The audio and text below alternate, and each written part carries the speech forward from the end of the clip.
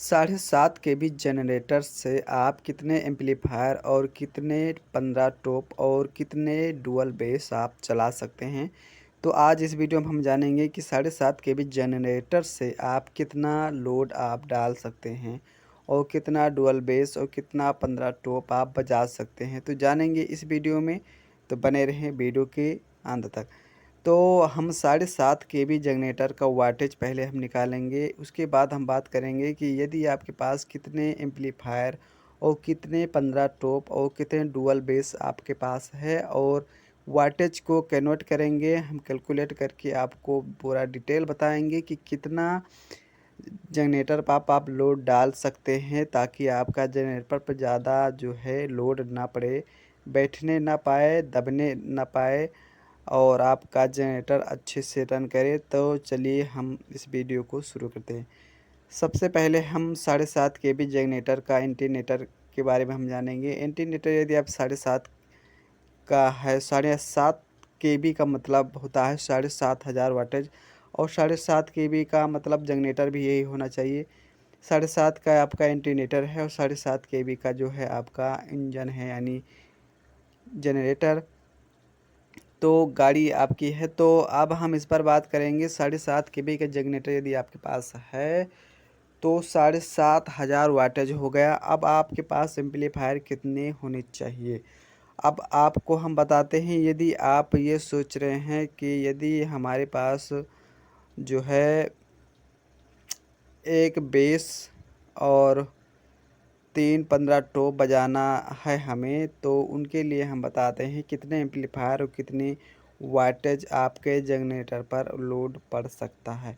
तो हम बात करेंगे सिंगल बेस, यानी 1500 वाट का यदि आपका स्पीकर है तो 3000 वाट आपका बेस बन जाएगा 18 इंची। और यदि आपके पास 3-15 इसके साथ चलाना चाहते हैं और हाइस भी इसके साथ कनेक्ट करना चाहते हैं, तो इसमें आपको वाटेज सबसे पहले निकालना होगा। तो सिंगल बेस को आपको चलाने के लिए 3000 वाट को आपको 2000 वाट का एम्पलीफायर आपके लगाना पर्याप्त है। इससे नीचे आप नहीं लगाएंगे। 1800 वाट एम्पलीफायर 1800 वाट आप एम्पलीफायर लगा सकते हैं, जो है 3000 वाट बेस पर। तो आपको हम मान लेते हैं कि 18 इंची बेस के लिए, आपका सिंगल बेस के लिए आपका 2000 वाट का एम्पलीफायर एक ये हो गया।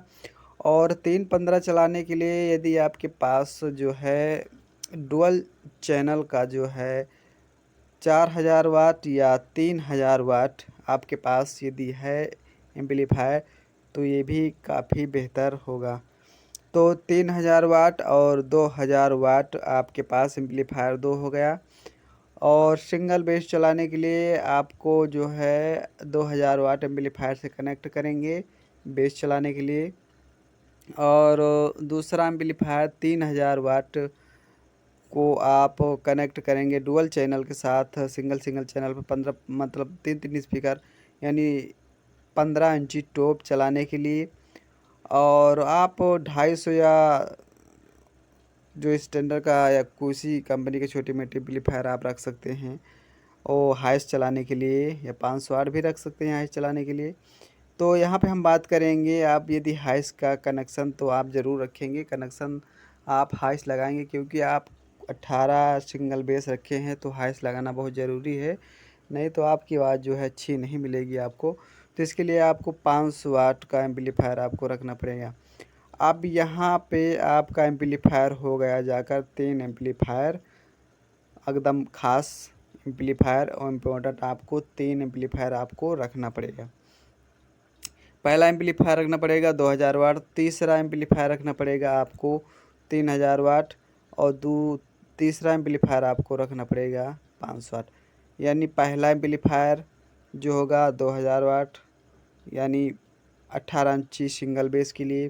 3000 वाट आपको रखना पड़ेगा एम्पलीफायर 3-15 टॉप बजाने के लिए, और 500 वाट एम्पलीफायर आपको रखना पड़ेगा हाइस के लिए। अब ये इतना आपका हो गया। अब हम कैलकुलेट करेंगे कि आपका कितना वाटेज एम्पलीफायर का बनता है। अब यहाँ पे 3000 वाट का एक, 2000 ये 5000 हो गया, यानी 5500 वाटज आपका एम्पलीफायर का जो है वाटज बन गया। अब 5500 आपका बनता है और आपका जनरेटर जो है 7.5 kV का है, तो यहाँ पे आपका जनरेटर दबेगा नहीं, अच्छे से रन करेगा और बहुत बेहतरीन तरीके से आपका चलेगा। आप जो है 60% की स्पीड में या 50% स्पीड में आप चला सकते हैं। 40% भी आप जनरेटर को चलाएंगे तब जाकर आपका जो है सिंगल बेस अच्छे से रन करेगा। और आपको एक बात और बता देना चाहते हैं कि आप को इसमें 6 kb का स्टेबलाइजर आपको रखना काफ़ी बेहतर होगा। और यदि आप 6 kb का स्टेबलाइजर रखते हैं तो आपको अच्छे से मेंटेन करके आपको वोल्टेज देगा। और हम बात करते हैं कि जो है आपको यदि 240 या 230 वोल्ट आपको चाहिए तो करीब 200 वोल्ट के आसपास आपको जनरेटर की स्पीड करना है, ताकि आपका स्टेबलाइजर अच्छे से मेंटेन करके आपको वोल्टेज दे। यानी स्टेबलाइजर के आसपास ही होना चाहिए, तभी आपका जो है अच्छे से स्टेबलाइजर काम करेगा। और बहुत सारे दोस्त ऐसे हैं जनरेटर बहुत तेज़ कर देते हैं, उसके बाद जो है स्टेबलाइजर से कंट्रोल करते हैं, कम करते हैं, तभी उनका स्टेबलाइजर ख़राब हो जाता है। तो ये बात को हमेशा याद रखें कि जितना आपको वोल्टेज चाहिए उससे थोड़ा बहुत कम ही रखना ज़रूरी होता है, क्योंकि स्टेबलाइजर अक्सरतर देखा जाए तो इसी कारण से ख़राब होता है। स्टेबलाइजर को आपको जो है, जैसे आपको 240 वोल्ट चाहिए एम्पलीफायर के लिए, 230 वोल्ट चाहिए, तो आपको करीबन 200 वोल्ट आराम से जो है जनरेटर से डायरेक्ट लेना है, इतनी स्पीड से आपको चलाना है। तो इस प्रकार आप अपने जनरेटर की स्पीड रखेंगे जिससे आपका 200 वोल्ट जो है वोल्ट आपका करंट मिले, तब आपका स्टेबलाइजर अच्छे से मेंटेन करके आपको दे देगा। इससे आपको जो है 15 इंची और जो है 18 इंची बेस के लिए अच्छी जो है वोल्टेज आपको मिल जाएगा और अच्छे से आपको आवाज़ मिलेगी। तो इस प्रकार आप जो है अपने जनरेटर से मेंटेन करके जो है अपने डीजे को चला सकते हैं आराम से। और इतना आप आराम से बजा सकते हैं, किसी भी प्रकार को आपको दिक्कत नहीं होगी। और देखा जाए तो आप 1500 वाट से नीचे नहीं आपको लगाना है बेस। और इसी के आसपास में यदि आपका बेस का स्पीकर है 18 इंची, तो आप आराम से 7.5 kb का जनरेटर से आप चला सकते हैं। और इससे ज़्यादा यदि आप जो है डुअल बेस जोड़ना चाहेंगे, तब आपका जो है स्टेप जो है जनरेटर है वो आपका दबने लगेगा और आपका जनरेटर लोड डालना पड़े शुरू हो जाएगा। और जो है तो इतना आपको जो है कैलकुलेट करके अपने एम्पलीफायर के वाटेज निकाल कर आप अपने जो है जनरेटर पर लोड डाल सकते हैं, जिससे आपका जनरेटर कभी भी ख़राब नहीं होगा। तो इस प्रकार आप जो है चलाना चाहते हैं तो चला सकते हैं। बहुत तो भाई दोस्त ऐसे हैं जो उस पर ओवरलोड डालते हैं जनरेटर पर, और उनकी आवाज़ कभी आपने सुना होगा कि आवाज़ सही से नहीं आएगी, ऐसा लगता है जैसे स्पीकर फटा हो। तो वो ओवरलोड डालते तो हैं, लेकिन उन्हें तरीका नहीं होता है कि कैसे मेंटेन किया जाता है आवाज़ को, और कैसे जो है एम्पलीफायर का जो है कैलकुलेट करके उनको वाटेज निकालना होगा। तो इसी प्रकार आप जो है अच्छे से अपने जो है जनरेटर पर आप लोड डाल सकते हैं। और इससे ज़्यादा यदि आपको चलाना है डीजे पर, यानी डुअल बेस चलाना है, 3-15 टॉप चलाना है, हाइस्ट चलाना है, तो इस पर आपको 10 kb जनरेटर की आवश्यकता आपको पड़ेगी। और 10 kb आप जनरेटर चलाएंगे तो आप डुअल 15 आराम से और 3-15 आराम से टॉप 15 टॉप चला सकते हैं। तो आप कभी भी जनरेटर के ऊपर लोड डालें तो उसका कैलकुलेट अवश्य करें, फिर उसके बाद आप उस पर लोड डालेंगे तो आपका जो है कभी भी जनरेटर लोडिंग नहीं होगा और ना ही तो किसी प्रकार की दिक्कत होगी। अब यहाँ पे हम कनेक्शन करने की तरीका आपको बता देते हैं कि सबसे पहले आपको जो है जनरेटर स्टार्ट करने से पहले आपको सारे एम्पलीफायर को आपको बंद कर देना है। किसी का भी आपको ऑन नहीं करना है, नहीं तो आपका एम्पलीफायर ख़राब हो सकता है। क्योंकि जब पहली स्पीड जनरेटर बनाता है तो सबसे वैसे दिक्कत तो आपको नहीं होगी क्योंकि आपके पास स्टेबलाइज़र है, लेकिन फ़िलहाल आपको सारी चीज़ें आपको बंद रखनी है। आपको जनरेटर स्टार्ट करने के बाद उसकी स्पीड को एक दिशा में लगा देना है। लगाने के बाद आपको सबसे पहले स्टेबलाइज़र को ओपन करना है। और स्टेबलाइज़र में अक्सर आपने देखा होगा कि उसमें 2 खूंटी होती है, 2 पॉइंट होते हैं घटाने बढ़ाने के लिए। तो उसमें बहुत सारे दोस्त नहीं जानते हैं कि ये दोनों किस लिए बने होते हैं। तो स्टेबलाइज़र के बारे में हम थोड़ी जानकारी देंगे और उसके बाद जो है उसकी हम अच्छे से जानकारी देंगे स्टेबलाइज़र में क्या होता है। यदि आपके पास स्टेबलाइज़र है, एम्पलीफायर हैवी आप लगा रखे हैं, 1000 से नीचे कोई भी एम्पलीफायर नहीं है, तो आप जो है एम्पियर का होता है, दूसरा वोल्टेज बढ़ाने का होता है, जो पॉइंट दोनों बढ़ाने घटाने का होता है। तो उसमें आपने देखा होगा स्टेबलाइज़र का कि उसमें एम्पियर बढ़ाने का अलग होता है और जो है वोल्टेज का अलग होता है। तो वहाँ पे आपको जितना वोल्टेज चाहिए 230, 220, 240 उसी प्रकार आप जो है अपने एम्पलीफायर को वोल्टेज बढ़ाकर सेट कर लेना। अब हम यहाँ पे बात करते हैं, यदि आप 2000, 3000 या 1000 के ऊपर कोई भी एम्पलीफायर आप लगा के रखे हैं तो आपके लिए सबसे बेहतरीन वोल्टेज आपको होगा 230 वोल्ट। 230 वोल्ट से ऊपर आप नहीं लगाएंगे, नहीं तो आपका एम्पलीफायर हीटिंग होगा और ख़राब भी हो सकता है। तो